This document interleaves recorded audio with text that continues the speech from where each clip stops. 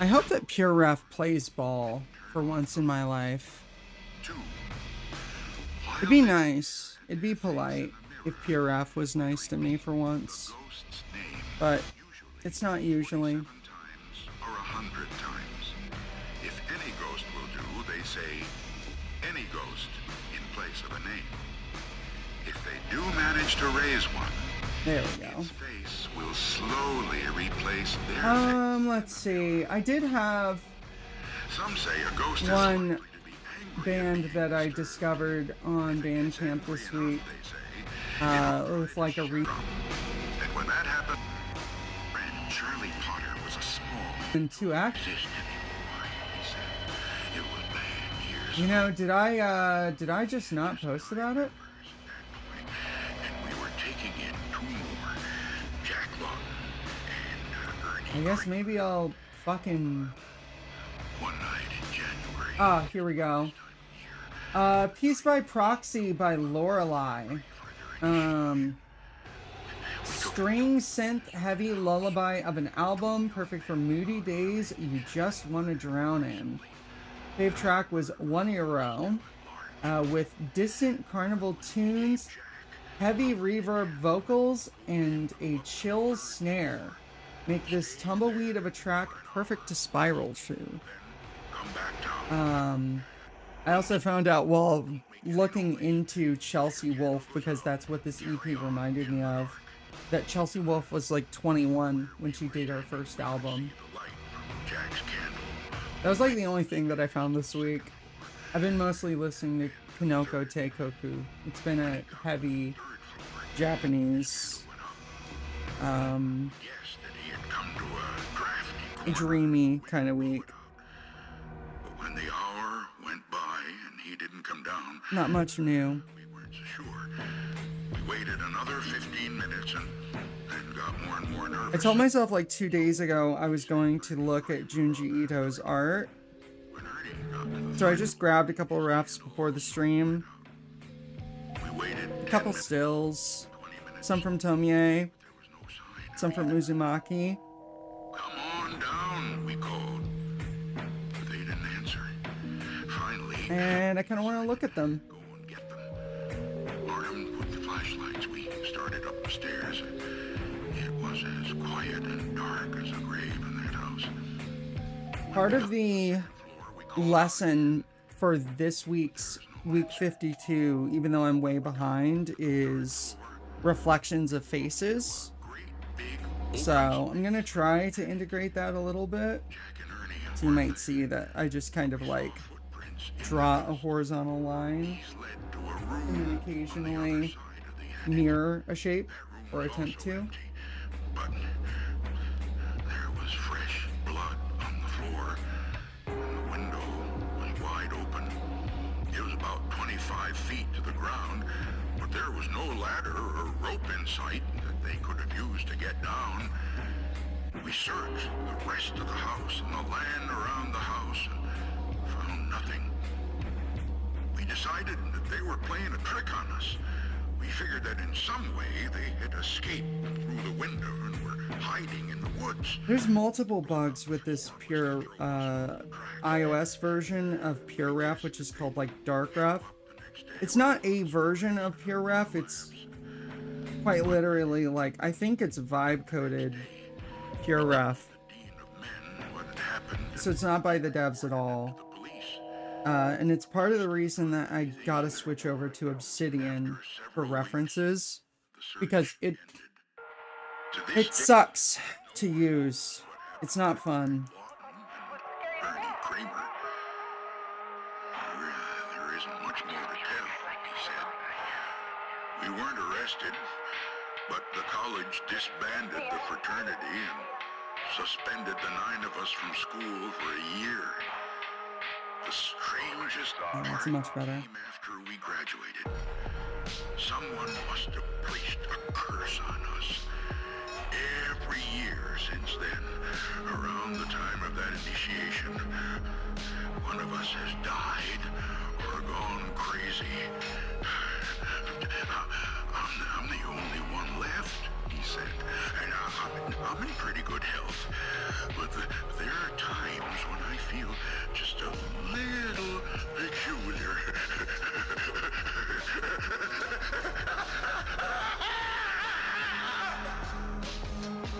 I'll say. Just a little peculiar, yeah? The church. There was a fella named Larry Berger who wasn't afraid of anybody alive. But anybody who was dead scared the wits out of him.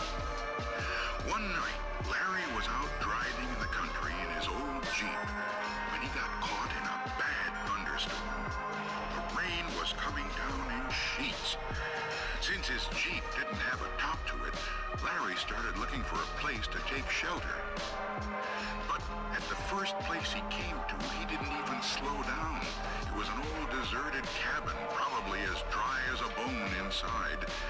But Larry knew for a fact that it was haunted, and he wasn't going to stay there. A few miles farther, he came to an old abandoned church standing all alone in a field. It hadn't been used in years. All the window glass was gone, but it still had sections of the roof intact. So Larry parked his Jeep Probably a and ran little inside. too high on that. It was as dark as could be in there. Larry groped around until he found a pew and sat down. It was nice and dry, just as he thought it would be, and he stretched out his legs and made himself comfortable. Suddenly there was a big flash of lightning, and Larry saw that he wasn't the only one in that church. There were people sitting in almost every pew. They all had their heads bowed as if they were praying, and they all were dressed in white. These must be ghosts sitting in their shrouds, Larry thought. They must have come in from some graveyard to get dry. Larry jumped up and ran down the aisle as fast as he could, right smack into one of those ghosts. And the ghost, he went...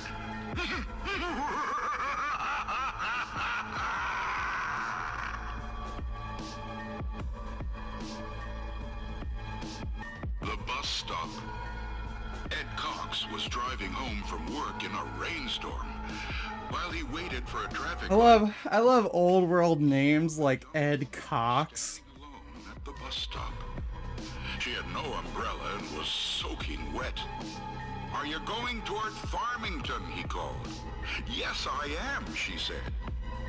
"Would you like a ride home?" "I would," she said, and she got in. "My name is Joanna Finney.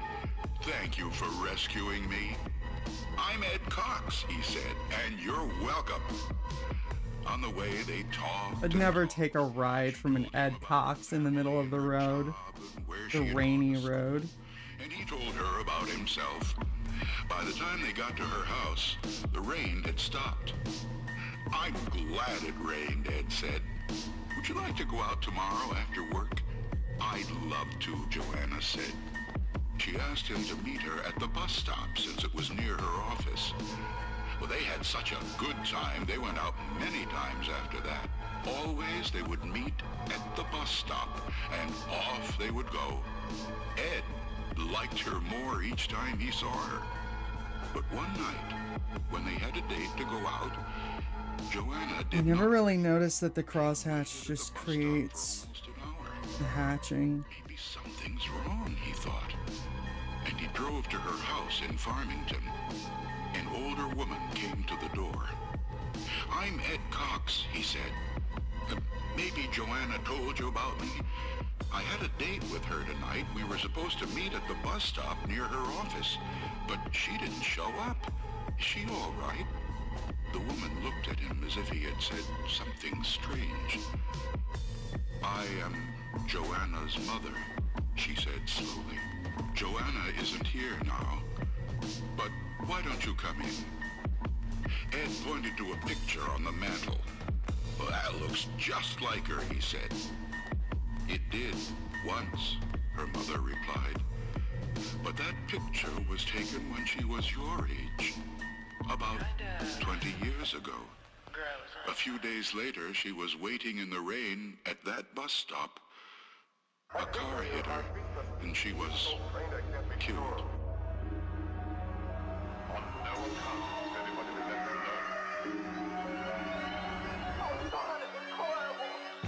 Thumpity thump.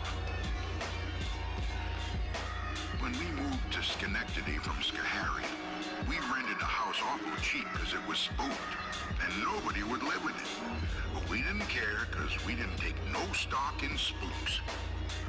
We had just gone to bed the first night, dog-tired from riding in a wagon all day. We hadn't had time to shut our eyes when we heard a thumpity-thump, thumpity-thump coming down the attic stairs. I covered my head with the blankets, but I couldn't shut out the sound. Thumpity-thump, thumpity-thump it went. I could hear it plain as day. Past the bedroom door, thumpity-thump, thumpity-thump, and down the stairs, thumpity-thump, thumpity-thump, and through the kitchen, thumpity-thump, thumpity-thump, and down the cellar stairs, thumpity-thump, thumpity-thump, making the most awful racket you ever heard. It was more than we could stand. So we all followed the sound to see what was going on. When we got down the cellar stairs, we saw that it was a chair that had made all of that racket. There it was, with one of its legs pointing to a place on the dirt floor. We all just stood and gawped till my brother Ike said that he believed that the chair was trying to tell us something about the place it was pointing at. So Ike went and got a shovel and started digging. He didn't have to dig far before his shovel struck something hard. Pretty soon we could see the edge of a box sticking out. We all hollered for him to hurry up and uncover the rest of it. And the chair, it got so excited, it jumped up and down like it had gone plumb crazy. When I got the box uncovered, Pop and the boys pried off the lid. And there was the body of a man all smooched with blood. It was plain as the nose on your face that You say smooched with blood? Like it was a kiss? Right then and there, we decided to leave. Or is that just a bad read of smooth? Like SMOUGHED? It didn't take us long to fill up that hole and get out of that house. The chair was awful mad about our leaving, and it went up the cellar stairs thumpity-thump, thumpity-thump, louder than when it had gone down. Then it thumpity-thumped up the next set of stairs. I think I would like these candles to be When it got back into the attic, quite a bit taller. thumped so loud, we thought it would thump all the plastering down on our heads. Nobody asked us why we were moving out so soon, because nobody ever stayed more than one night in that place, and most not that long. But I can tell you, we were thankful to get back to Schoharie, where chairs stay where they're put, and don't go raring and rampaging around, scaring folks out of their wits, pointing out murders and goodness knows what. Oh, Compton, the place where houses and chairs move. The bad news. Leon and Todd loved baseball. When they were young, they had played on the town's baseball team. I think I would make this slightly wider, And Todd had played second base. Now at risk of damaging the cross-hatching. their free time watching baseball games on TV and talking about baseball. But the crosshatch actually doesn't penetrate the eye. Played baseball in heaven, Leon asked Todd one day. Oh, that's a good question, said Todd. The one who gets there first should let the other one know somehow. As it turned out, Todd got So that to you heaven can keep the first, pupil, like, clear. Leon waited patiently to hear from him. One day, Leon found Todd Which makes sense. sitting in the living room, waiting for him. Leon was very excited to see him. What is it like up there, he asked, and what about baseball? When it comes to baseball, said Todd, I have some good news and I have some bad news. The good news is that we do play baseball in heaven. We have some fine teams. I play second base on my team just like I used to in the old days. That's the good news. Bad news is they're not in heaven. Asked Leo. The bad news, said Todd, is that You are scheduled to pitch tomorrow.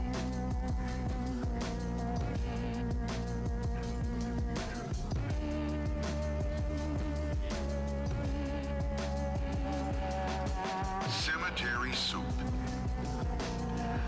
On her way Wait, home, I don't actually get that one. took a shortcut through the cemetery.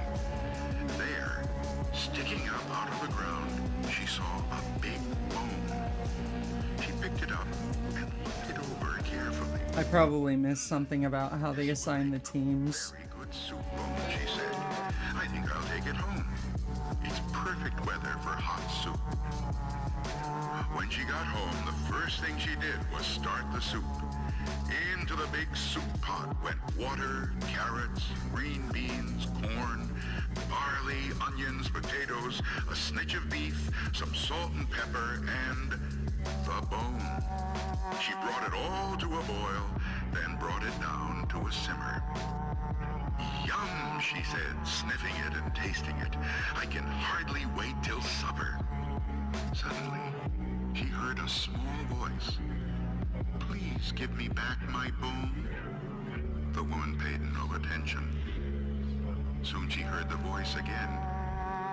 May I have back my bone, please? The woman was reading the newspaper, and again she didn't take any notice. In a little while, the voice spoke up once more. It was beginning to sound angry. Give me back my bone. The woman kept on reading the paper. Some people are too impatient, she muttered.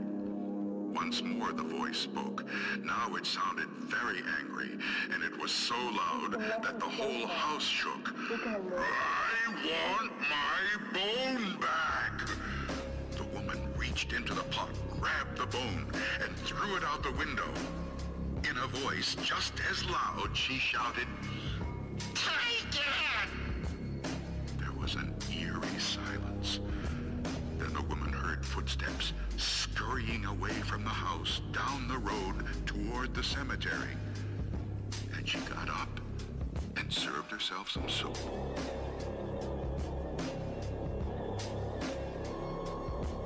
Honestly based. Wonderful sausage! One dark, rainy Saturday afternoon, a fat and jolly butcher named Samuel Blunt had an argument over money with his wife, Eloise. Blunt lost his temper and killed Eloise. Then he ground her up into sausage meat and buried her bones under a big flat rock in the I feel like backyard. old horror stories are just like Mad Libs. Everyone, she had moved away. Blunt mixed his new sausage meat with pork, then seasoned it with salt and pepper, added some sage and thyme and a bit of garlic. To give it a special flavor, he smoked it in his smokehouse for a while. He called it Blunt's Special Sausage. There was such a demand for this new sausage that Blunt bought the best hogs he could find and started raising his own pork. He also kept a sharp lookout for humans who might make a tasty sausage meat. One day, a nice, plump school teacher came into his shop. Blunt grabbed her and Oh, why did it do that? another time, Blunt's dentist came by. There we go. He was a little, round man, and into the grinder he went. Then one by one, the children in the neighborhood began to disappear, and so did their kittens and puppies. But no one ever dreamed that Blunt the butcher had anything to do with it. Things went on that way for years. Then one day, Blunt made a big mistake. A fat boy came into the butcher shop.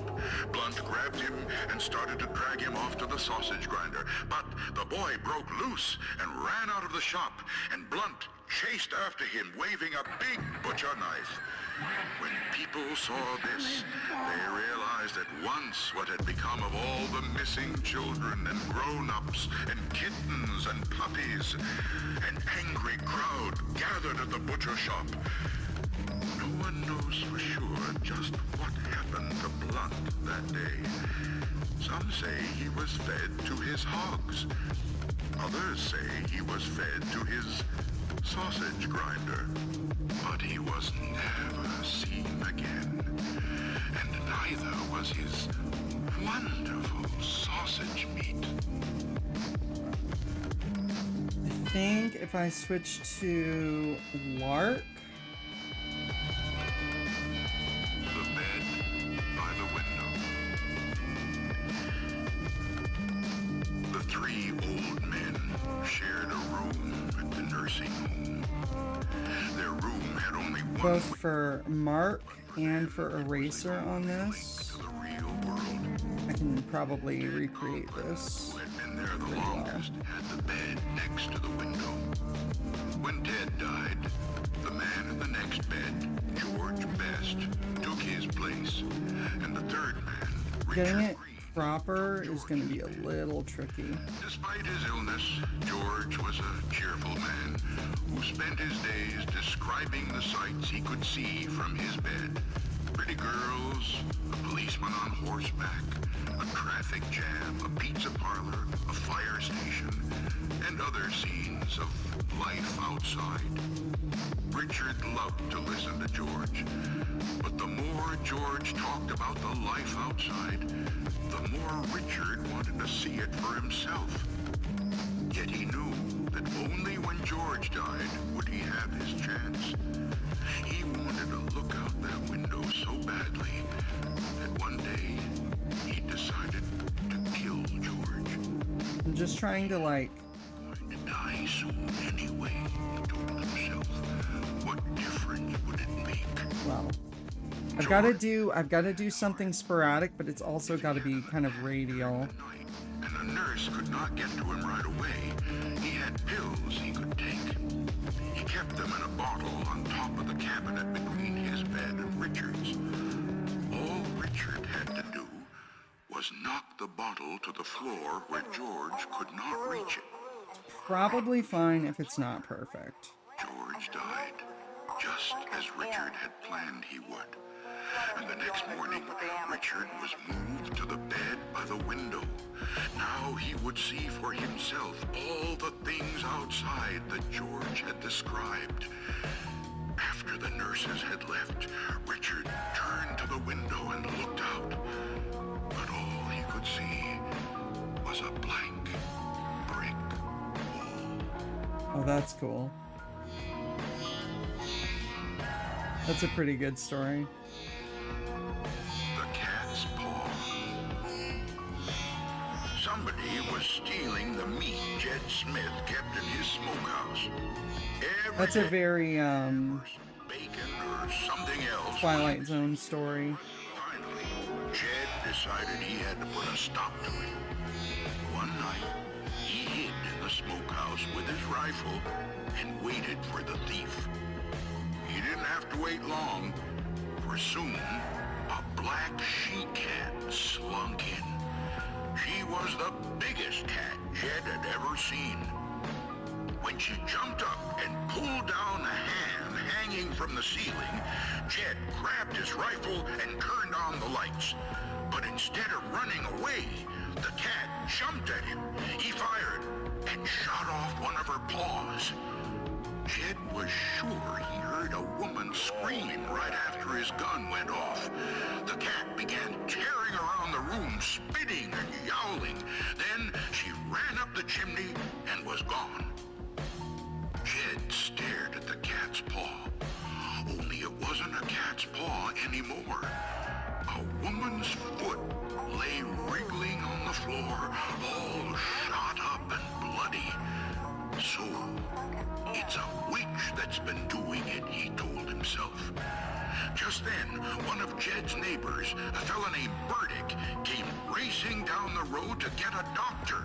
His wife's foot had been shot in an accident, he told Jed. That's so funny. Pretty bad, he said. The doctor got to her barely in time. People who were there when it happened said that she was spitting and yowling just like a cat.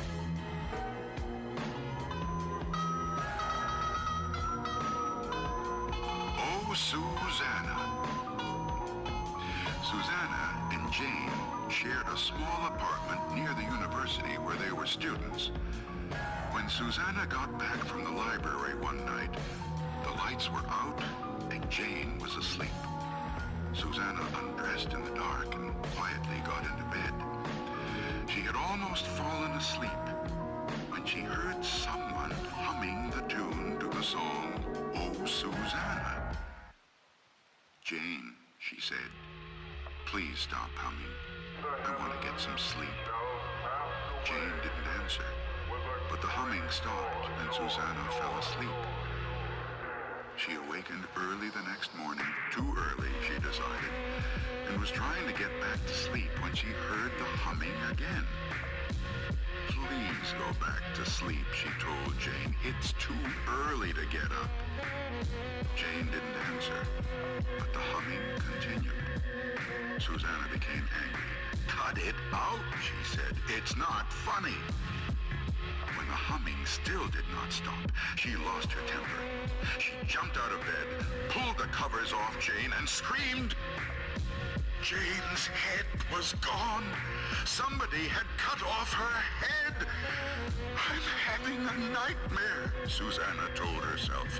"When I wake up, everything will be all right."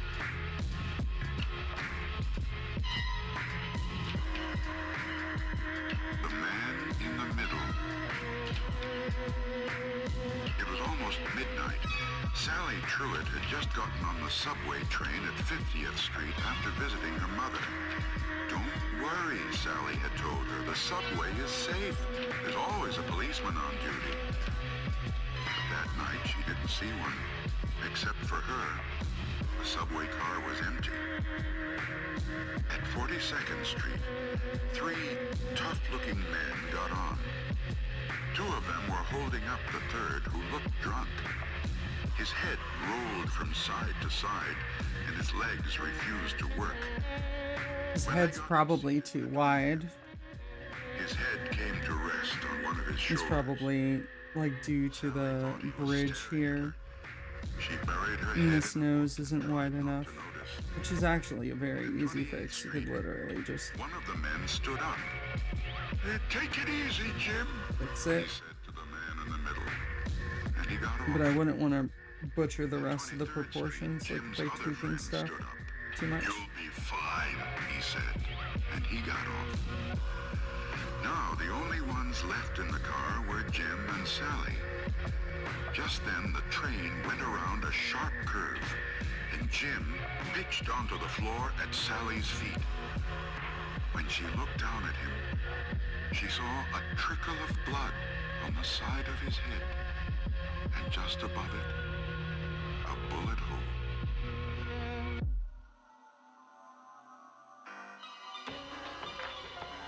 A little number that's dedicated to everybody with a special day. The Appointment. On no account must anybody be left alone. A 16-year-old boy worked on his grandfather's horse farm. One morning, he drove a pickup truck into town on an errand. While he was walking along the main street, he saw death. Death beckoned to him. The boy drove back to the farm as fast as he could and told his grandfather what had happened. "Give me the truck," he begged. "I'll go to the city. He'll never find me there." His grandfather gave him the truck, and the boy sped away. After he left, his grandfather went into town looking for death. When he found him, he asked, "Why did you frighten my grandson that way? He's only 16. He's too young to die." "I am sorry about that," said Death. "I did not mean to beckon to him, but I was surprised to see him here. You see, I have an appointment with him this afternoon Dedicated to everybody with a in special the city."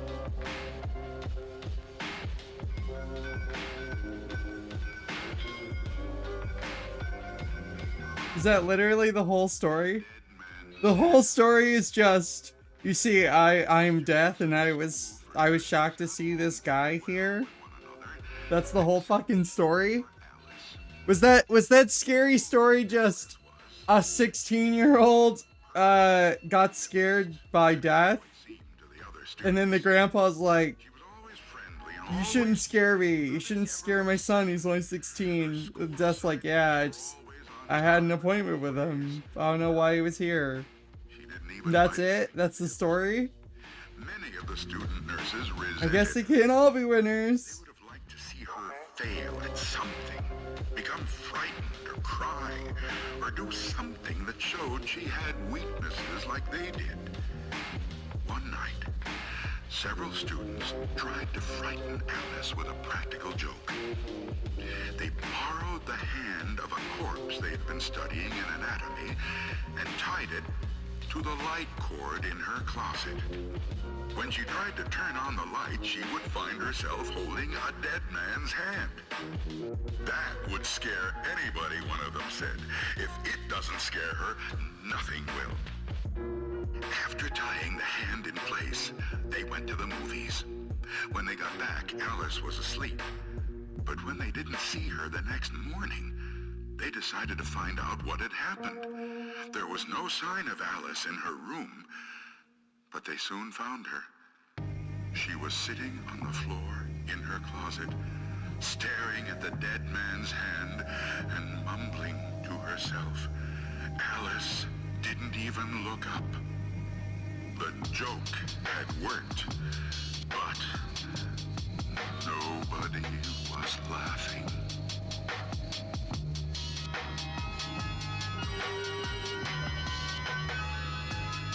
The brown suit. A woman came to the funeral parlor to see her husband's corpse. You did Some of what these horror stories are just... He looks just the way he always Some of looked. these horror stories are just... Yeah, we tried to scare this chick and she went catatonic. Dressed in a blue suit. SMDH. No problem, said the undertaker. We can easily change it. When she returned later, her husband was wearing a brown suit.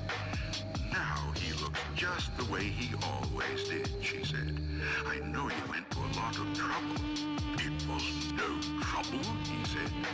As it happened, there is a man here who was wearing a brown suit, and his widow felt that blue would be better.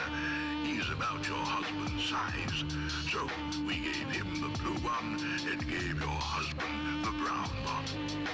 Even so, she said, changing all that clothing was a big job. Not really, said the undertaker. All we did was exchange their heads. Heads, yeah.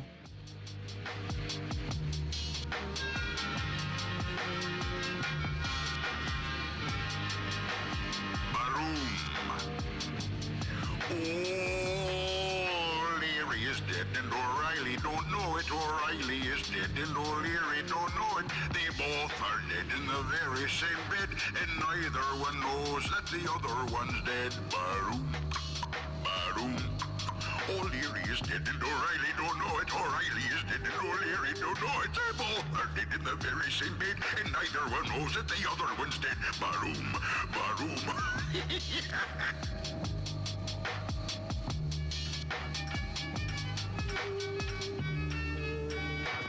The drum. Once there were two sisters. Dolores was 7 and Sandra was 5. They lived in a small house in the country with their mother and their baby brother, Arthur. Their father was a seaman and was away on a long voyage. You know what? One day, Dolores and Sandra were running across a field near their house when they met a gypsy girl playing a drum. Her family was camping in the field for a few days. As the girl played, a little mechanical man and woman came out of the drum and danced. Dolores and Sandra had never seen such a drum, and they begged the girl to give it to them. She looked at them and laughed. I will give it to you, she said, but only if you are really bad. Come back tomorrow and tell me how bad you were, and I will see. They started shouting, which was against the rules of their house. Then they wrote all over the walls with their crayons. At supper, they spilled their food. And when it was time for bed, they wouldn't go. They did everything they could think of to upset their mother. They were really bad. Early the next morning, they hurried off to find the gypsy girl. We were really bad yesterday, they told her, so please give us the drum. But when they told her what they had done, the gypsy girl laughed. Oh, you must be much worse than that if I'm to give you the drum, she said. As soon as Dolores and Sandra got home, they pulled up all the flowers in the garden. They let the pig out and chased it away. They tore their clothes. They sloshed in the mud. They were a lot worse than the day before. If you do not stop, their mother said, I will go away and take Arthur with me, and you will get a new mother with glass eyes and a wooden tail. Well, that scared Dolores and Sandra. They loved their mother, and they loved Arthur. They could not imagine being without them, and they began to cry. I don't want to leave you, their mother said, but unless you change your behavior, I will have to leave you. We'll be good, the girls promised. Yet they did not really believe that their mother would The gypsy's the mom. The gypsy's the one with the glass eye. We'll get the drum tomorrow, said Sandra. Then we'll be good again. Early the next morning, they rushed off to find the gypsy girl. When they found her, she was playing the drum again, and the little man and woman were dancing. They told the gypsy girl how bad they had been the day before. That must be bad enough to get the drum, they said. Oh no, said the gypsy girl, you must be much worse than that. But we promised our mother to be good from now on, said the girls. If you really want the drum, said the gypsy girl, you must be much worse. It's only for one more day, Dolores told Sandra. Then we will have the drum. I hope you're right, Sandra said. As soon as they got home, they beat the dog with a stick. They broke the dishes. They tore their clothes to pieces. They spanked their baby brother, Arthur. Their mother began to cry. You are not keeping your promise, she said. We will be good, said Dolores. We promise, said Sandra. I can't wait much longer, said their mother. Please try. Early the next morning, before their mother was awake, Dolores and Sandra ran to see the gypsy girl. They told her all about the bad things they had done the day before. We were horrid, said Sandra. We were worse than we had ever been, said Dolores. Can't we have the drum now, please? No, said the gypsy girl. I never meant to give it to you. It was just a game we were playing. I thought you knew that. Dolores and Sandra began to cry. They rushed home as quickly as they could, but their mother and Arthur were gone. They are out shopping, said Dolores. They'll be back soon. But they were still not back when time for lunch came. Dolores and Sandra felt lonely and scared. They wandered through the fields the rest of the day. Maybe they will be home when we get back, said Dolores. When they got home, they saw through the window that the lamps were lit, and there was a fire in the fireplace. But they did not see their mother and Arthur. Instead, there was their new mother, her glass eyes glistening, her wooden tail thumping on the floor.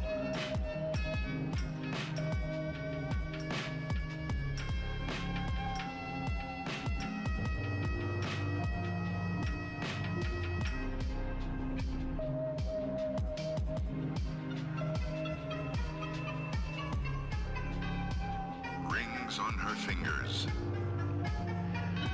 Daisy Clark had been in a coma for more than a month when the doctor said that she had finally died.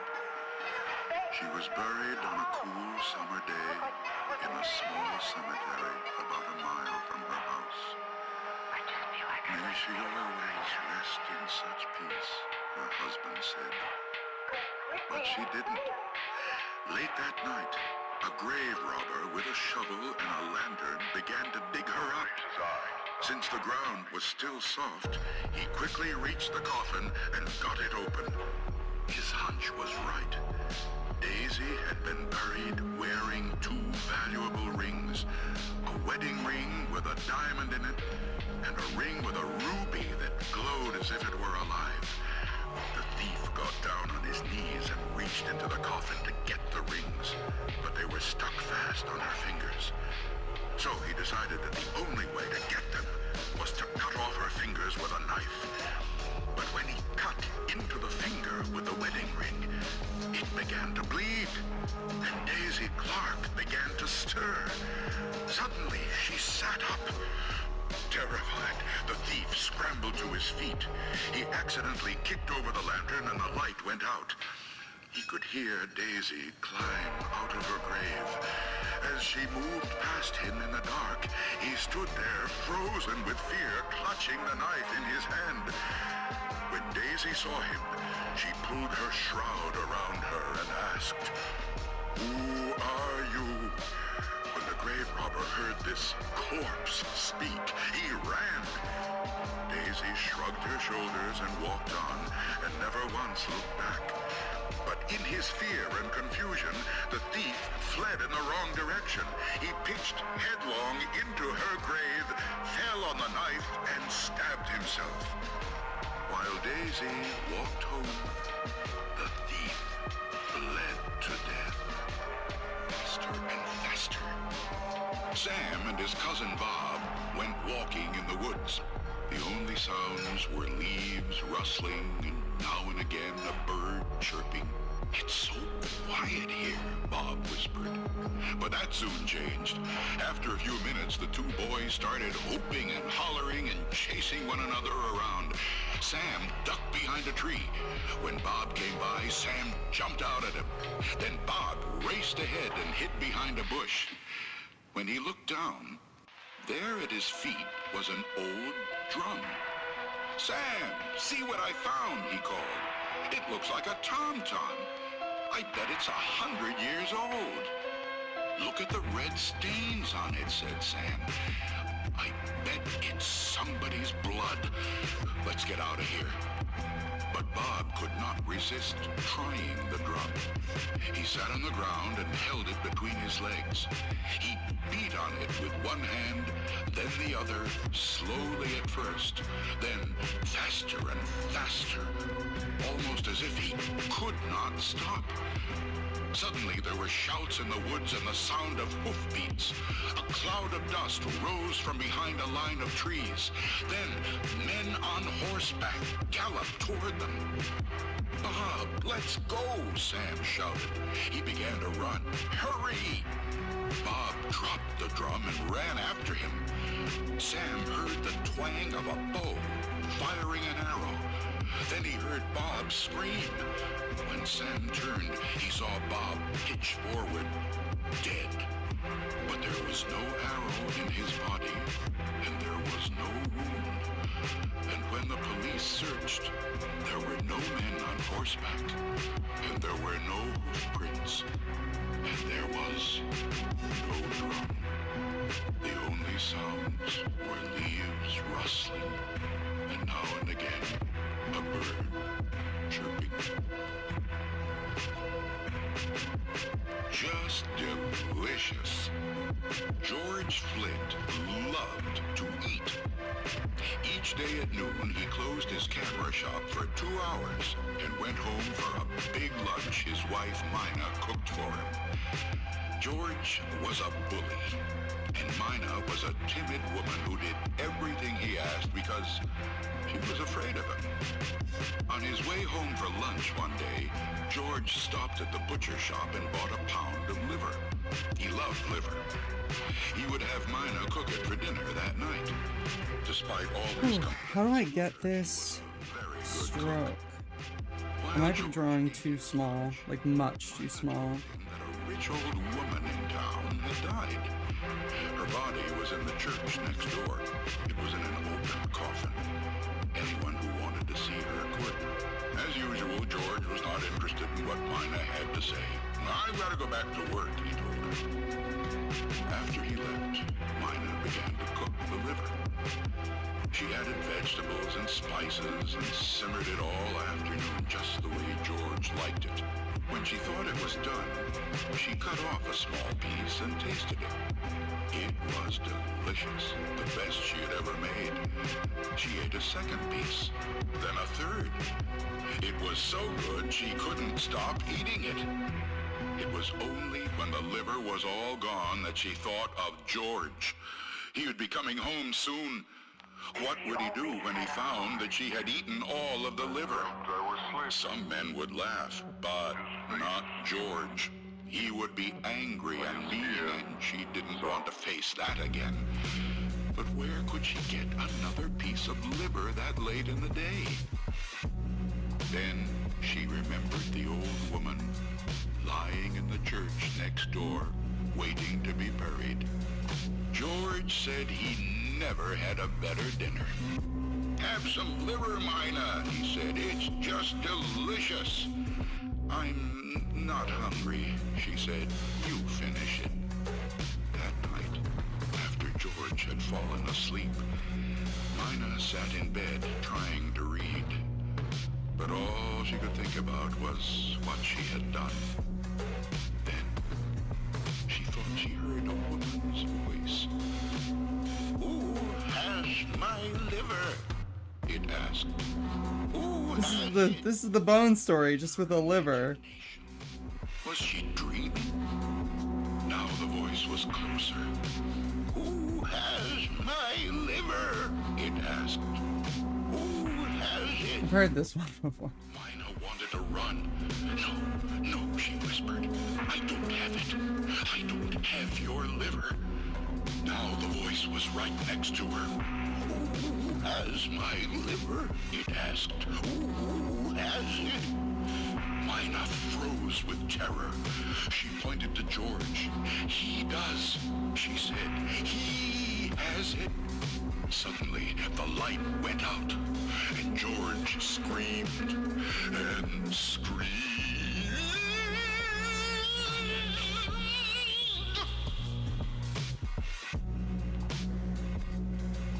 Is George okay?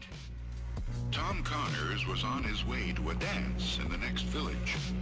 It was a long walk through fields and woods, but it was a soft, sweet evening, and he loved dancing. So Tom didn't mind. I don't think I like this pencil, this pen. Noticed a young woman following him. Maybe she's going to the I don't dance. know what texture to go He with. stopped and waited for her. As the woman got closer, he saw that it was Kate Faraday. They had danced together many times. He was about to call I do want something messy. when suddenly he remembered that Kate was dead. She had died last year, yet there she was. That all jar might dressed be up for the nice. dance. Tom wanted to run, but somehow it didn't seem right to run from Kate. He turned and started to walk away as fast as he could, but Kate followed him. Yeah, I think that's more He took a appropriate. shortcut across a field, but still she followed. When he got to the dance hall, she was right behind him. There were a lot of people standing outside, and Tom tried to lose Kate in the crowd. He worked his way to the side of the building, then squeezed up against the wall behind some people, but Kate followed. She came so close she brushed up against him. Then she stopped and waited. He wanted to say, "Hello, Kate," just the way he did when she was alive. But he was so frightened he couldn't speak. Her eyes looked into his eyes, and she vanished. The Black Dog. It was The 11 splatter o'clock at probably night. is too much, Peter actually. Rothberg was in bed on the second floor of the old house where he lived alone. It had gotten so chilly, he went downstairs to turn up the heat. On his way back to bed, a black dog ran down the stairs. It passed him and disappeared into the darkness. "Where did you come from?" Peter said. He'd never seen the dog before. He turned on all the lights and looked in every room. He couldn't find the dog anywhere. He went outside and brought in the 2 watchdogs he kept in the backyard. The ink is really, really clean on the outline. Dogs in the house. Maybe that's just because it's so thick. He heard what sounded like a dog walking around in the room above him. He dashed upstairs and threw open the door. The room was empty. He looked under the bed. He looked in the closet. Nothing. But when he got back to his bedroom, he heard a dog running down the stairs. It was the black dog. He tried to follow it, but again, he couldn't find where it had gone. From then on, every night at 11, Peter heard the dog walking in the room above him. The room was always empty. But after he left, the dog would come out of hiding, run down the stairs, and disappear. One night, Peter's neighbor waited with him for the dog. At the usual time, they heard it above them. Then they heard it on the stairs. When they went out into the hall, it was standing at the foot of the stairs, looking up at them. The neighbor whistled, and the dog wagged its tail. Then it was gone. Things went on this way until the night Peter decided to bring his watchdogs into the house again. Maybe this time they would find the black dog. I think that that's better. Just before 11, he took them up to his bedroom and left the door open. Then, Miles better. black dog moving around above him. The dogs pricked up their ears and ran to the door. Suddenly, they bared their teeth and snarled and backed away. Peter could not see the black dog or hear it, but he was sure that it had entered his room. His dogs barked and snapped. They darted forward nervously, then backed away again. Suddenly, one of them yelped. It began bleeding, then dropped to the floor, its neck torn open. A minute later, it was dead. Peter's other dog backed into a corner, whimpering. Then, everything was still.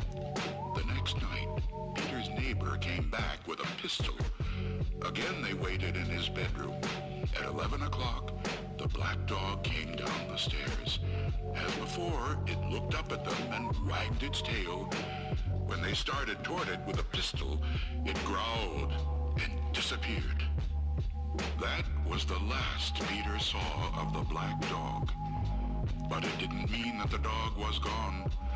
Now and then, always at 11, he heard it moving around above him. Once he heard it running down the stairs. He never managed to see it again.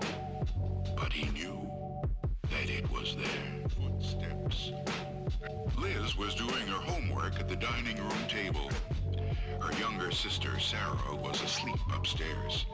Their mother was out, but she was expected back any minute. When the front door opened and shut, Liz called, "Hello, Mama." But her mother didn't answer. And the footsteps Liz heard were heavier, like a man's. "Who's there?" she called. This is pretty tight cross-hatching. She heard whoever it was walk through the living room, then up the stairs to the second floor.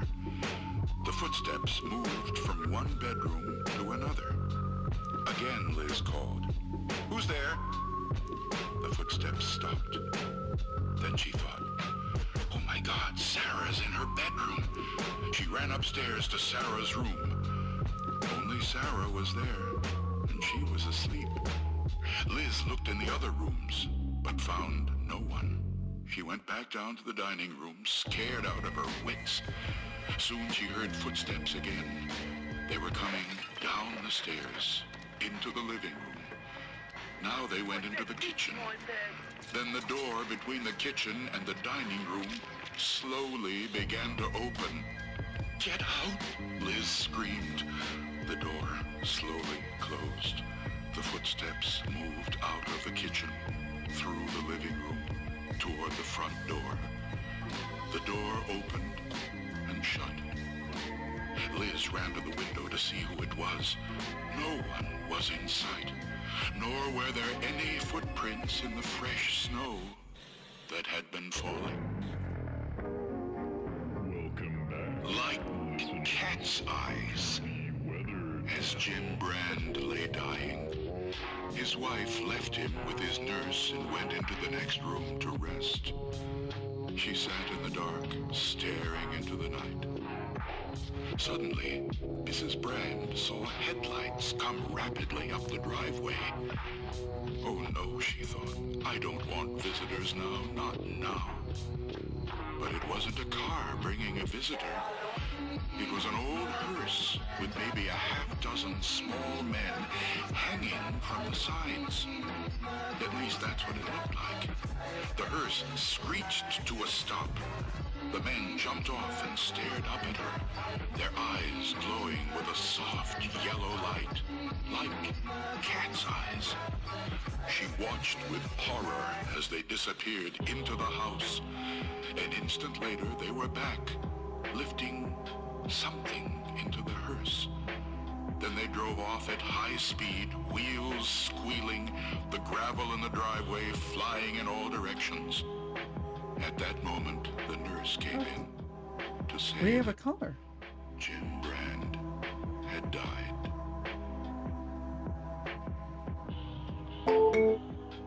Draw time. Oh, shit. Is it bugged? I think it's bugged. Hold on. Let's see. Draw time. Why, yes, hello. It is everybody's favorite professor. I just came to drop in and tell you how good of a student you are and how wonderful you have been as a hostess. Thank you. Well, as always, we're aspiring to do our best, I'd hope. Well, your experience in drawing and your eagerness to improve is always quite valuable to see. So thank you for setting a good example for the young pupils of the future. As opposed to the old people of the future. I mean, yeah, I guess. I Yeah, don't know. yeah. Fuck the old people. The old people aren't allowed to have any. This stream isn't for old people. No.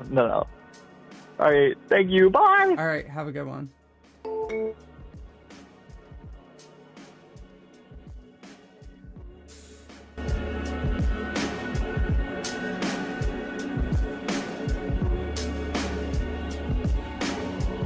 Gotta fix those bugs.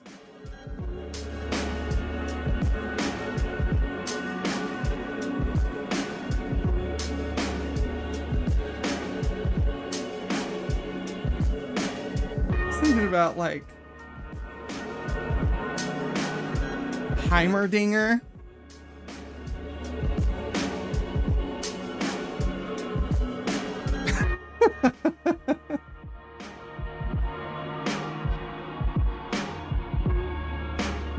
Fuck.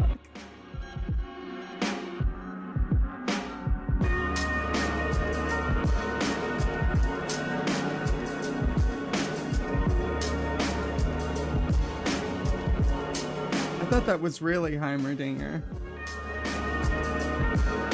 I mean, ever since the Netflix collab, you know, they're on hard times.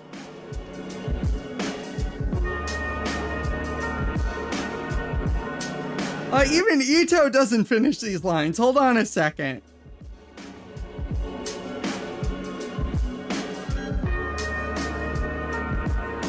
He doesn't finish this line.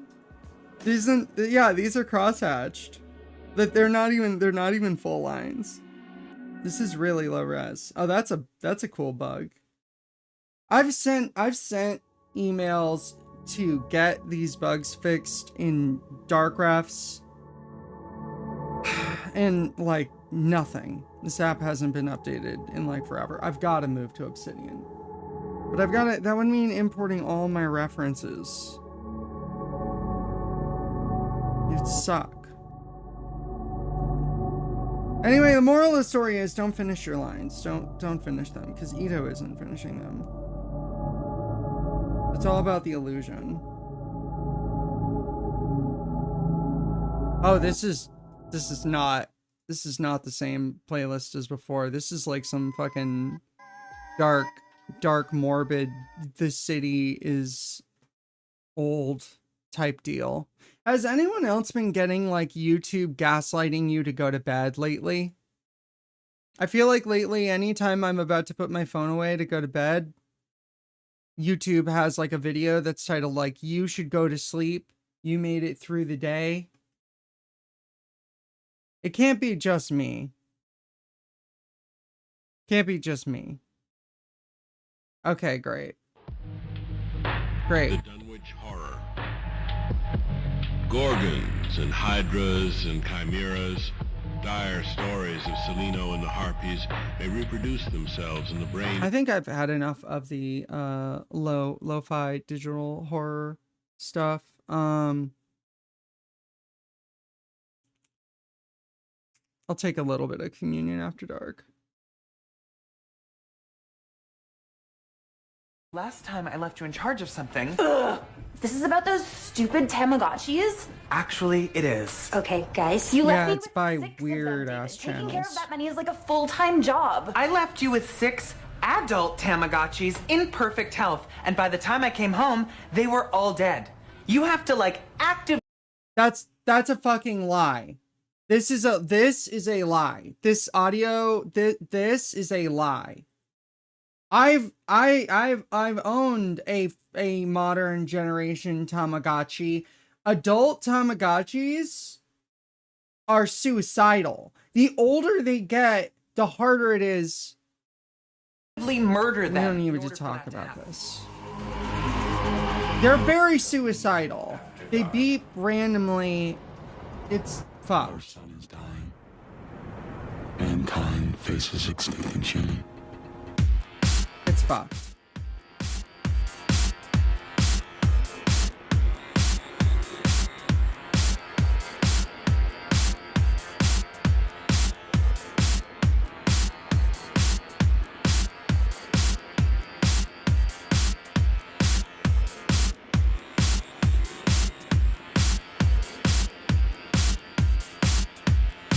It's just weird. It's weird for YouTube to be like, you should go to sleep. You had a hard day. Things were really hard for you.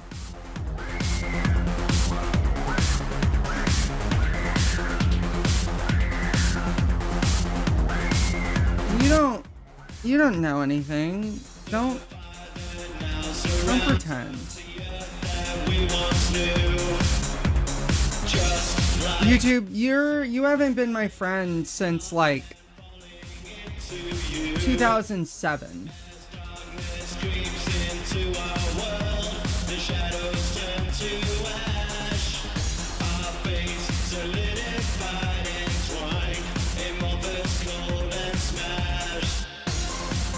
Since like the last episode of Civil Protection got released by Ross Scott.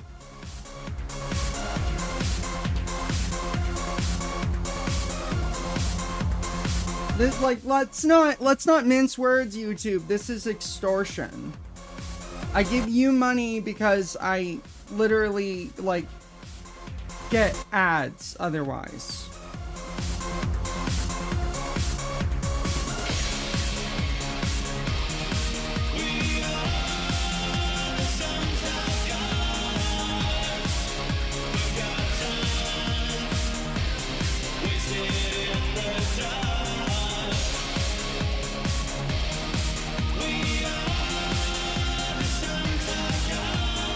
I'm going more sharp than I need to on her bangs.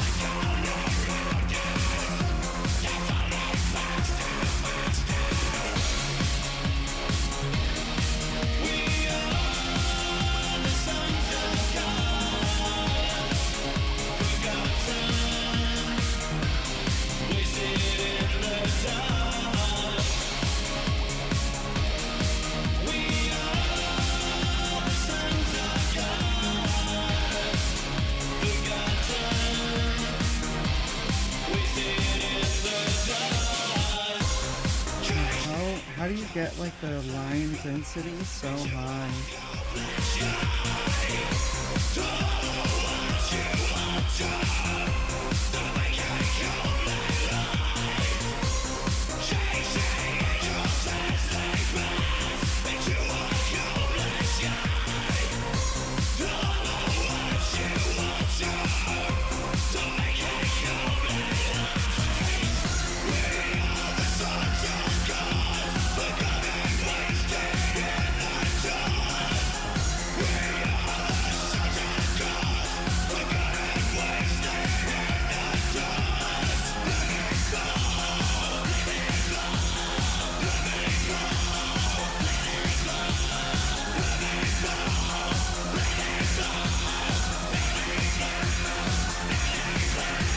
Can't believe the iPad is dying.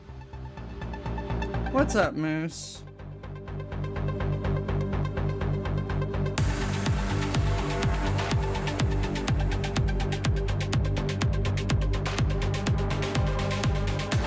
And this is the life we are living in.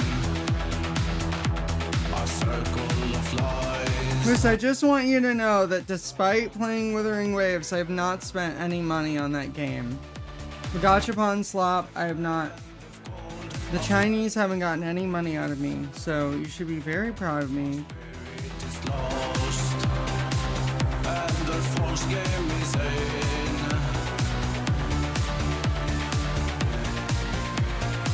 And you have no room to talk because you play Pokemon. So you and me, we're going to hell together. And will come. We shall rise from the ashes of our destiny. This is a mutual. We shall fight for the last part we saved within. I feel it inside. Yeah, have you seen the vending machines inside the Targets and stuff?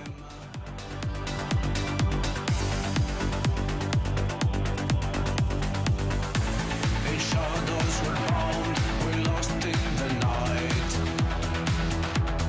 Chained to false dreams, not knowing the fight.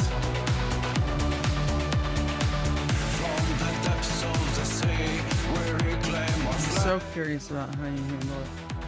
The time is ending. You still buy singles though. Of shame.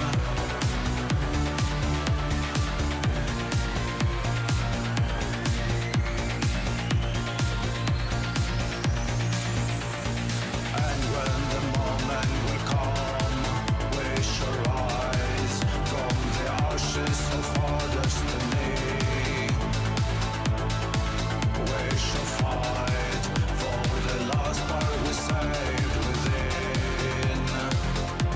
I feel it inside. Buying singles is pretty bad.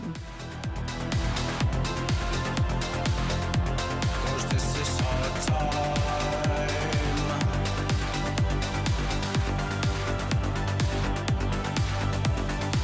Oh, okay, I see. So like literally single cards, not okay. I don't know the lingo. I don't know the lingo because I'm not like, you know.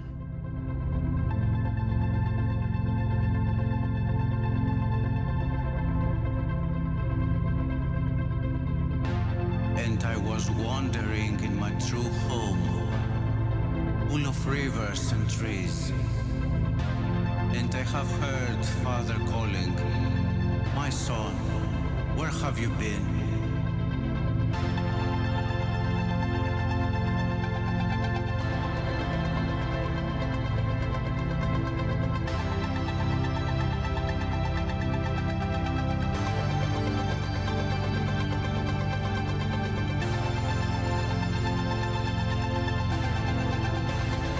Yeah, it's communion after dark, so I'd hope so.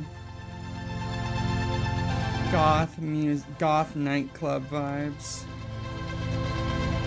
And this is our Sometimes it's like discount nightclub, and then sometimes it's industrial.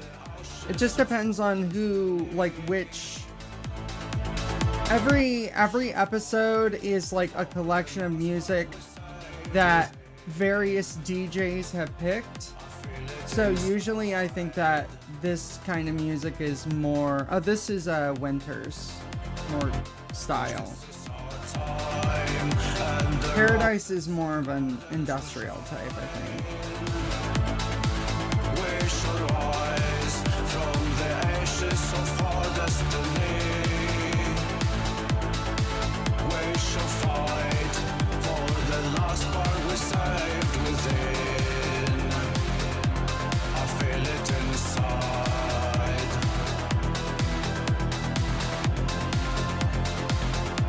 Cause this is our time, and the road Sometimes it's got some really solid bangers.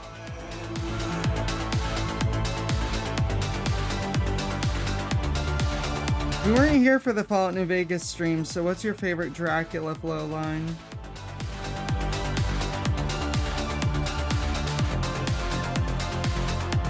I feel it inside.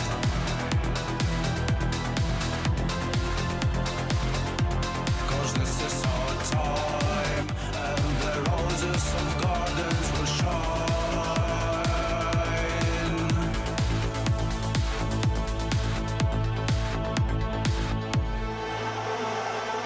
I decide never to play with truth again. I reveal Yeah, I really don't. never to be I like the texture of this, but I really don't like how it lays. you played with me. You bound my heart and set me free. You bound Like my none of these have been quite right. and I don't know.